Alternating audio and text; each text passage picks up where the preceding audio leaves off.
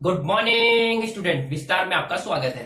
हम पढ़ने वाले हैं टिग्नोमेट्रिक फंक्शन। इससे पहले अपन टिग्नोमेट्रिक फंक्शन वाले चैप्टर में जो स्टार्टिंग पढ़ा था एंगल और उसके मेजरमेंट के बारे में पढ़ा था कि एंगल को अपन कितने प्रकार से मेजर कर सकते हैं। तो उसमें अपन ने रेडियन मेजरमेंट पढ़ा था और डिग्री मेजरमेंट पढ़ा था और आपस में इनको इंटर कन्वर्ट करना भी सीखा था। आज हम पढ़ने वाले टिग्नोमेट्रिक फंक्शन। तो क्लास 11 के बेसिस पे हमने क्लास 10 में क्या पढ़ा था? टिग्नोमेट्रिक रेशियो पढ़ा था। क्या पढ़ा था? Trigonometric ratio. एक्चुअल में क्या था ये टिग्नोमेट्रिक रेशियो? टिग्नोमेट्रिक रेशियो क्या होता है कि कोई भी अपना जो राइट एंगल ट्रायंगल होता है उसके किसी एक पर्टिकुलर एंगल के लिए उसकी साइड का रेशियो होता है। ठीक है, it is the ratio of the ratio of the side of A right angle triangle for a given angle. जैसे मान लो फॉर एग्जांपल मैं यहाँ पे एक ट्रायंगल बना रहा हूँ, right angle triangle A B C. ठीक है, राइट एंगल ट्रायंगल क्या बना रहा हूँ यहाँ पे? ए बी सी, जहाँ पे बी क्या है? एंगल बी क्या है? 90 डिग्री है। तो ना मैंने बताया था कि हम सब जानते हैं कि 90 डिग्री के सामने क्या होती है? हाइपोटेन्यूज होती है। तो ये वाली साइड क्या हो जाएगी? हाइपोटेन्यूज। ठीक है, ये क्या होती है? या तो एडजेसेंट कहते हैं इसको, और क्या कहते हैं इसको? बेस भी बोल देते हैं अगर एंगल ए की बात हो रही हो। ठीक है, और एंगल सी की बात हो रही है तो वो एडजेसेंट हो जाएगी या बेस हो जाएगी, और फिर ये अपोजिट क्या हो जाएगी? इसको या तो अपोजिट बोलेंगे, अपोजिट साइड, या फिर इसको बोलते हैं परपेंडिकुलर। क्या बोलते हैं? या तो अपोजिट साइड बोलेंगे या फिर क्या बोलते हैं? परपेंडिकुलर। अब टिग्नोमेट्रिक रेशियो अपन ने 6 रेशियो पढ़े थे। ठीक है, पहला क्या था? साइन। अगर एंगल ए की बात करूं तो साइन ए। साइन ए क्या होता था? ये होता था परपेंडिकुलर अपॉन में हाइपोटेन्यूज। ठीक है, परपेंडिकुलर अपॉन में हाइपोटेन्यूज। फिर क्या था? कोस ए था। ये क्या था? बेस अपॉन में हाइपोटेन्यूज, और क्या कह सकते हैं? एडजेसेंट अपॉन में हाइपोटेन्यूज। फिर क्या था? टेन ए था। पढ़ा था नहीं सब? ये क्या था? परपेंडिकुलर अपॉन में बेस। फिर क्या था? Cot A. ये क्या होता है? टेन का उल्टा, बेस अपॉन में परपेंडिकुलर। फिर क्या था? कोस ए। ये क्या होता था? हाइपोटेन्यूज अपॉन में बेस। ये सब अपन ने पढ़ा था। लास्ट में क्या था? कोसेक ए। कोसेक ए क्या होता है? हाइपोटेन्यूज अपॉन में परपेंडिकुलर, यानी कि साइन का उल्टा। ठीक है, क्लियर? तो ये 6 टिग्नोमेट्रिक रेशियो पढ़ा था।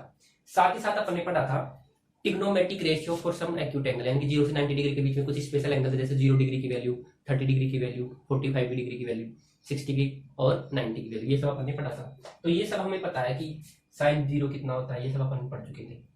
इसके अंदर जो टिग्नोमेट्रिक फंक्शन है क्लास 11 का, इसमें ये सब तो हमें पता होना ही चाहिए। साथ ही साथ ये चीजें तो पता होनी चाहिए, यानी कि अपन ने जो वैल्यू निकाली थी वो एक्यूट एंगल की 90 डिग्री तक की वैल्यू निकाली थी, अपन उसी को आगे एक्सटेंड करेंगे, यानी कि ऑब्ट्यूज एंगल के लिए निकालेंगे, या फिर आगे सभी, यानी कि कितने क्वाड्रेंट होते हैं? 4 क्वाड्रेंट में कन्वर्ट किया था ना, वो जो एंगल बन रहा था वापस, तो 0 से 90 डिग्री, 90 से 180, 180 से 270, 270 से 360, तो वहां से टोटल कितना? 360 की वैल्यू आ रही थी।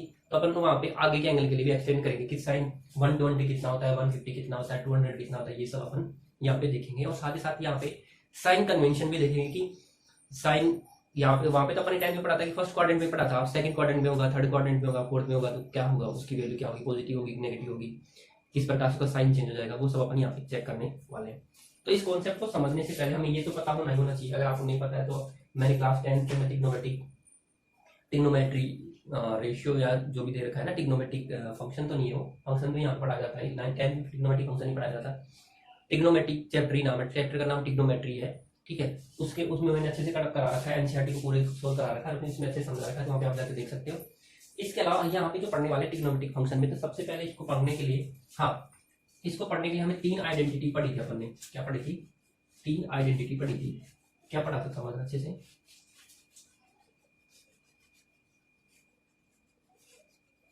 तो जो 3 आइडेंटिटी पढ़ी थी वो हमें याद होनी चाहिए। क्या पढ़ा था मैंने? एक तो पढ़ा था साइन स्क्वायर थीटा कह सकता हूँ या ए कह दूँ, plus cos square theta equal to 1। एक पढ़ा था अपन ने 1 plus tan square theta equal to sec square theta. एक पढ़ा था अपन ने 1 plus cot square theta equal to cosec square theta. ये 3 आइडेंटिटी पढ़ी थी। उसमें से अपन सबसे पहले फर्स्ट ऑफ ऑल इस पे बात करेंगे। तो ये कहना क्या चाह रहा है कि sine square theta plus cos square theta की वैल्यू क्या होती है? 1। ठीक है, तो इस आइडेंटिटी का यूज करके मैं क्या करने वाला हूँ कि अपन समझना कि अपन एक यूनिट सर्कल बनाए। क्या बनाए? एक यूनिट सर्कल बनाए। यूनिट सर्कल का मतलब क्या होता है कि एक ऐसा सर्कल जिसकी रेडियस क्या होती है? 1 यूनिट, जिसकी रेडियस क्या हो? 1 यूनिट हो। ठीक है, तो एक यूनिट सर्कल बनाने वाला हूँ मैं, समझना अच्छे से। तो मैंने एक बना लिया, एक यूनिट सर्कल बना लिया। ये बन गया, ये अपना यूनिट सर्कल है, ये इसका सेंटर है। यूनिट सर्कल का मतलब ये रेडियस 1 यूनिट है। ठीक है, अब मैंने ऐसे रेंडमली एक दो पॉइंट ले लिए ए कोमा बी, ए कोमा बी एक दो पॉइंट ले लिए यहाँ पे। अब ध्यान दो, अब ये जो मैं लेंथ ले रहा हूँ ये मान लो पॉइंट ए है और ये क्या है, कुछ भी कह सकते हो, ये पी पॉइंट कहते हैं इसको, ठीक है। तो पी पॉइंट कोऑर्डिनेट क्या हो गए, ए कोमा बी हो गए। तो ये जो आर की लेंथ है पी है वो एक्स है, वो क्या है, एक्स है, यानी कि यहाँ पे एंगल भी कितना बन रहा है, एक्स है। यानी कि length of arc, length of arc P A equal to X. और एक्स ये जो है एंगल यहाँ पे ये रेडियन में है, एक्स जो एंगल है वो किस में है, रेडियन में। आई थिंक आपको इतना समझ में आ गया होगा। तो ये एक्स रेडियन का एंगल है, तो यानी कि ये जो ओ मान लेता हूँ इसको, जो ओ ए जो कोई रे थी वो ऐसे रोटेट कर गई ऊपर की तरफ, ठीक है, ऊपर की तरफ रोटेट कर गई, यानी कि एंटी क्लॉकवाइज डायरेक्शन में रोटेट कर गई, जिसने एंगल कितना बना लिया, एक्स रेडियन एंगल बना लिया। अब यहाँ पे मैं दो पॉइंट सॉरी एक पॉइंट पी ले रहा हूँ जिसके कोऑर्डिनेट क्या है, ए कोमा बी। तो मैं यहाँ पे पी लिख रहा हूँ ऐसे, इसके कोऑर्डिनेट है ए कोमा बी। तो ध्यान देना, अगर मैं यहाँ से परपेंडिकुलर ड्रॉ करता हूँ, यहाँ से मैंने क्या कर दिया, परपेंडिकुलर ड्रॉ कर दिया यहाँ पे। तो बताओ ये वाली लेंथ कितनी होगी, ये वाली लेंथ, तो हमें ऑब्वियस पता है कि ये वाली लेंथ क्या होगी, ये वाई कोऑर्डिनेट है, ये एक्स कोऑर्डिनेट है, तो ये वाली लेंथ कितनी होगी, ये बी होगी। और यहाँ से लेके यहाँ तक ये तो टोटल 1 है, सॉरी यहाँ तक ये लगभग यहाँ तक, ठीक है। यानी कि ओ ए कितनी है, ओ ए इक्वल टू 1 मीटर है, यहाँ पे लेता, ठीक है, कंफ्यूज हो जाएगा। और ये मैंने यहाँ पे परपेंडिकुलर ड्रॉ कर दिया, पी बी कह देता हूँ, तो पी बी कितनी हो जाएगी, बी हो जाएगी, ठीक है। और ओ बी कितना हो जाएगा, तो ऑब्वियसली बात है ए कोमा बी मान रहा हूँ, तो ओ बी क्या हो जाएगा, ए यूनिट हो जाएगा।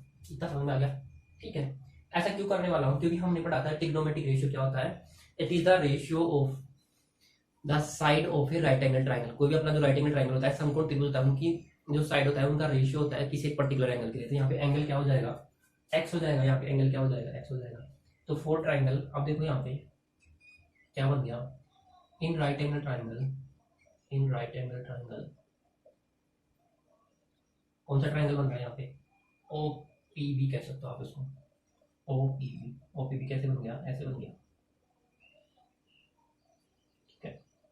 ये ओ, ये एक्स है, और यहाँ से लेके यहाँ तक ए है, और ये क्या है, बी है, और ये क्या है 1, ऑब्वियसली बात है 1 होगा क्योंकि रेडियस 1 यूनिट है ना यहाँ पे। तो ये बताओ इसके अंदर कोस निकालोगे, कोस एक्स डिग्री के, सॉरी एक्स रेडियन में दे रखा है, क्योंकि डिग्री और रेडियन आपको आपस में इंटर कन्वर्ट कर सकते हैं। तो कोस एक्स के लिए कितनी वैल्यू जाएगी, कोस एक्स क्या होता है, बेस अपॉन में हाइपोटेन्यूज। इसी प्रकार साइन एक्स क्या हो जाएगा, परपेंडिकुलर अपॉन में हाइपोटेन्यूज। एक्चुअली में क्या आ गया, यहाँ से मुझे पता लग गया कि ए इक्वल टू क्या आ गया, कोस एक्स, और बी इक्वल टू क्या आ गया, साइन एक्स। क्लियर है। तो यानी कि ये जो पॉइंट थे एक्चुअली में इसको क्या कह सकता हूँ, और लिखे यहाँ पे cos x comma sine x कह सकता हूँ। इतना समझ में आ गया, cos x comma sine x कह सकता हूँ, ठीक है। अब समझना, यहाँ पे मैं पर देख रहा हूँ, यहाँ पे इसको 4 पार्ट में डिवाइड करने वाला है अपन।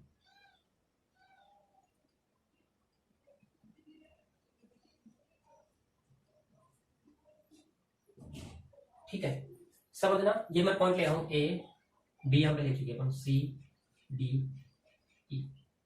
तो ये बताओ ये जो कंप्लीट एंगल होगा यहाँ से लेके यहाँ तक, यहाँ से लेके यहाँ तक एंगल पाई बाई 2 होगा, कितना होगा ये, पाई बाई 2। तो ये जो पॉइंट आ जाएगा यहाँ पे, समझना अच्छे से, ये जो पॉइंट आ जाएगा ये पाई बाई 2 आ जाएगा। तो ये 1 यूनिट है यहाँ तक, तो ये भी क्या होगी 1 यूनिट। यानी कि एक्चुअली में समझो ये जो रे है वो वापस रोटेट होकर यहाँ पे आ गई, ये रे क्या आ गई, रोटेट होकर यहाँ पे आ गई।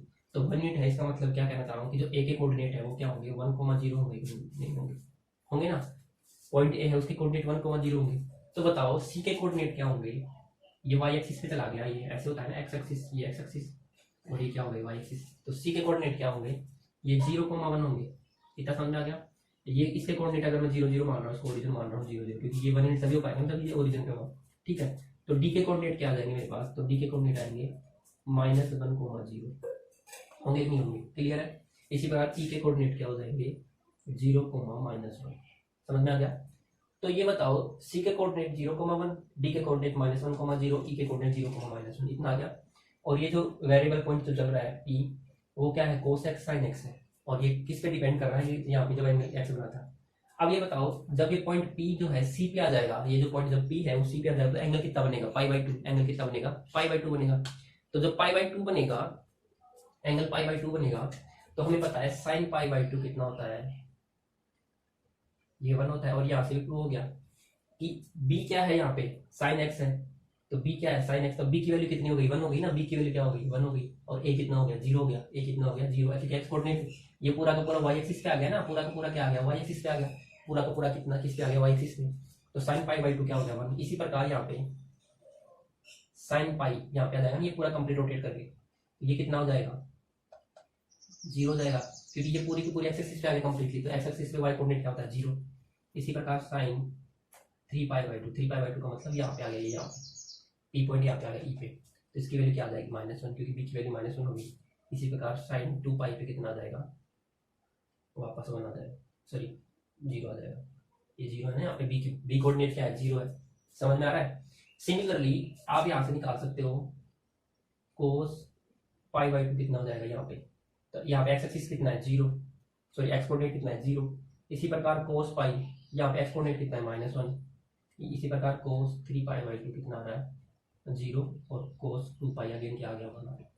तो यहाँ से मुझे वैल्यू पता लग रही है क्वाड्रेटर एंगल के बारे में पता लग रहा है। क्वाड्रेटर एंगल का मतलब क्या है 0 पाई बाई 2 पाई 3 पाई बाई 2, यानी कि 90 का डिफरेंस। क्वाड्रेटर एंगल क्या होता है जिसमें डिफरेंस क्या हो 90 का डिफरेंस हो।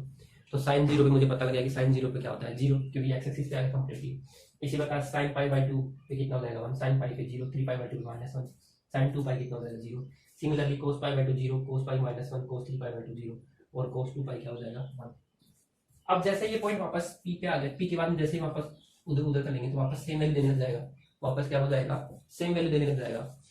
तो यहाँ से पता लग रहा है मुझे, यहाँ से क्या पता लग रहा है कि जैसे ही कंप्लीट राउंड एक राउंड कंप्लीट हो जाता है, जैसे एक राउंड क्या हो जाता है कंप्लीट हो जाता है, तो ये अपनी वैल्यू वापस क्या करने लग जाता है रिपीट करने लग जाता है। क्या करने लगता है वापस रिपीट, जैसे एक राउंड कंप्लीट हो जाएगा वापस वही वैल्यू देने लग जाएगा, फिर ऐसे देते देते वापस, यानी कि कोस एक्स और साइन एक्स जो होगा ठीक है, तो वो अपनी वैल्यू रिपीट करेंगे 2n पाई एंगल के बाद, कितने एंगल के बाद 2n पाई एंगल के बाद अपनी वैल्यू रिपीट करेंगे।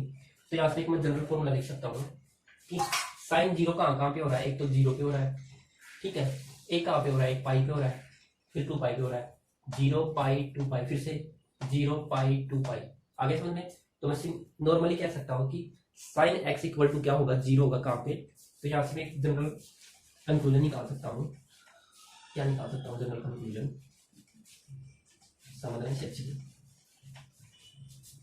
इन जनरल में कह सकता हूँ ये साइन एक्स है यहाँ ठीक है, तो यहाँ पे मैं कह सकता हूँ in general sine X equal to क्या होगा 0 कहाँ पे, एक्स इक्वल टू क्या होना चाहिए एन पाई का मतलब, और एन बिलोंग टू क्या करेगा इंटीजर, एन क्या होना चाहिए इंटीजर। जब 0 हुआ तो साइन 0 पे 0 देता है, एन की वैल्यू 1 पुट करो पाई हो गया, साइन पाई पे क्या होता है 0, फिर 2 हो गया 2 पाई पे क्या देता है 0, फिर से 3 पाई पे 0, 4 पाई 0 ऐसे। तो जब एक्स एन पाई होगा तो साइन एक्स क्या हो जाएगा 0।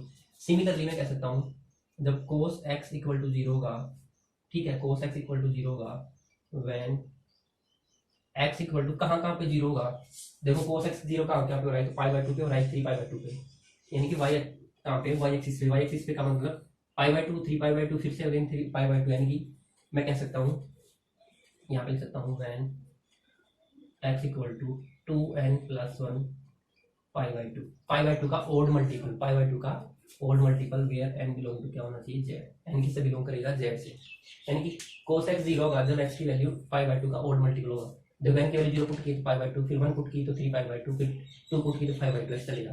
तो cos x 0 कहाँ पे होता है जब x की वैल्यू 2n + 1 पाई बाई 2, और sin x 0 कहाँ पे होता है x की वैल्यू क्या हो n पाई, ठीक है इतना समझ में आ गया।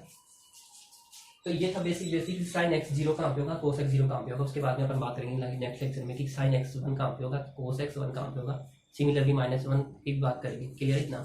तो ये अपना जनरल कॉन्सेप्ट था, जनरल बेसिक बातें थी जहाँ से अपन ने सीखी है। इसी को आगे अपन फर्दर एक्सटेंड करेंगे, अदर ट्रिग्नोमेट्रिक रेशियो के बारे में पढ़ेंगे ठीक है। अगर लेक्चर पसंद आए तो आप पीछे के वीडियो में जाके देखिए ठीक है। Thank you.